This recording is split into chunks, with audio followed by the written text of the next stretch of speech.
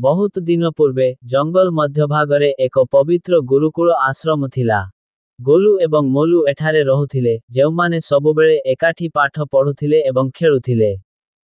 गुरुजी सेमानंकु ज्ञान, श्रृंखला एवं भल मूल्यबोध शिखाउथिले। गोलू पाठ पढ़ारे भल थिले, किंतु मोलू प्रायतः मजारे हजि जाउथिले। तांको भूल पाई तांकु गाड़ी देबा परिवर्ते गुरुजी तांकु प्रेमर सहित सठिक पथ देखाइथिले। धीरे धीरे मोलू मध्य कठिन परिश्रम करिबाकु लागिले। से गुरुकुलर बगीचा एवं गोशालार मध्य जत्न नेले। गुरुजी कहिथिले, प्रकृत ज्ञान ताहा जाहा जीवनरे ग्रहण करा जाए। गोलू एवं मोलू प्रतिश्रुति देइथिले जे सेमाने सर्वदा भल काम करिबे। एहिपरि गुरुकुल आश्रमरे शिक्षा एवं मूल्यबोधर आलोक सर्वदा जळुथिला।